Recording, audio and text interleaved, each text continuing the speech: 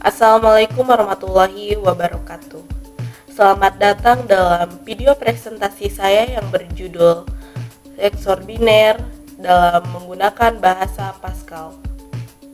Presentasi ini dibuat sebagai bagian dari mata kuliah Algoritma Pemrograman 2 di program studi Pendidikan Teknologi Informasi. Saya Raras Ramarizkila dengan NIM 24832073002 dari Institut Pendidikan Indonesia Garut yang akan menjelaskan bagaimana operasi logika XOR dapat diterapkan dalam sebuah program Pascal. Baik teman-teman, kita lanjut saja ke pembahasan. Apa itu XOR biner?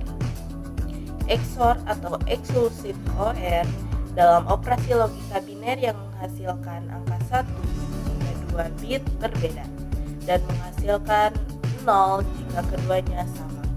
Misalnya 0 XOR 1 menghasilkan 1, sedangkan 1 XOR 1 menghasilkan 0. Operasi ini sangat berguna dalam berbagai aplikasi seperti kriptografi, pendeteksian kesalahan dalam transmisi data, dan manipulasi bit di pemrograman. Berikut adalah alur dari program XOR biner. Yang pertama, pengguna diminta untuk memasukkan panjang string biner. Kemudian, pengguna memasukkan 2 buah string biner. Program akan memvalidasi apakah input hanya terdiri dari angka 0 dan 1. Setelah itu, dilakukan operasi XOR secara bit per bit dan hasilnya akan dikonversi ke dalam bilangan desimal.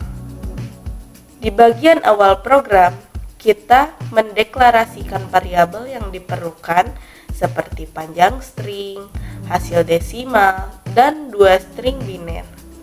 Kemudian, program meminta pengguna untuk memasukkan panjang string biner dengan batasan antara 1 hingga 10 karakter.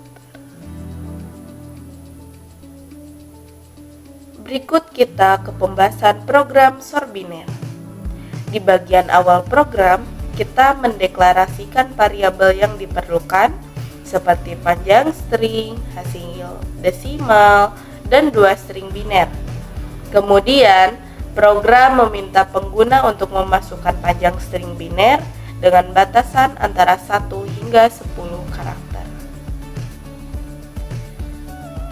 Baik teman-teman, berikut validasi panjang string, di mana program selanjutnya memeriksa apakah panjang string berada dalam rentang yang diperbolehkan, yaitu antara 1 sampai 10.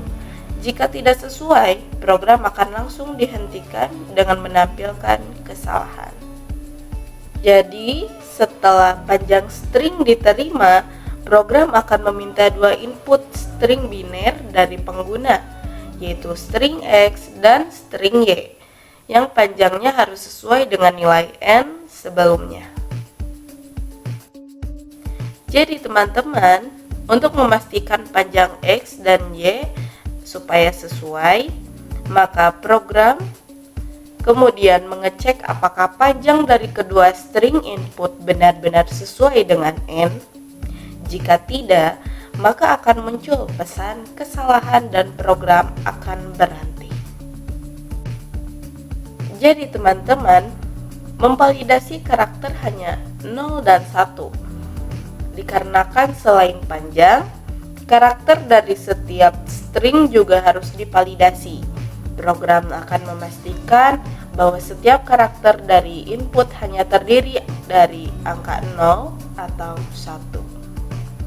Ini penting untuk memastikan operasi XOR dapat dilakukan dengan benar. Berikut proses XOR biner. Di bagian inti program, kita menggunakan perulangan untuk membandingkan setiap bit dari string X dan Y. Jika bit sama, hasilnya adalah 0. Jika berbeda, hasilnya adalah 1. Hasil dari perbandingan ini disimpan sebagai string hasil biner. Konversi ke desimal. Jadi Setelah operasi XOR selesai, hasilnya yang masih berupa string biner dikonversi menjadi angka desimal menggunakan operasi bit shifting. Ini dilakukan agar hasil bisa ditampilkan dalam bentuk angka biasa yang lebih mudah dibaca.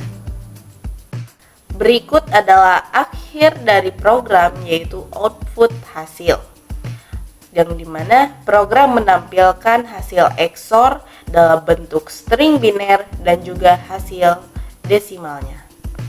Dengan demikian, pengguna dapat melihat dengan jelas bagaimana dua string biner diproses dan hasil akhirnya. Jadi teman-teman, kesimpulannya, program ini mengajarkan kita bagaimana operasi logika XOR dapat diterapkan dalam dunia nyata. Program sederhana ini menerima dua input string biner, memprosesnya dengan XOR, dan menampilkan hasil akhir dalam bentuk biner dan desimal. Ini adalah contoh penerapan algoritma logika yang sangat berguna dalam pembelajaran dasar pemrograman.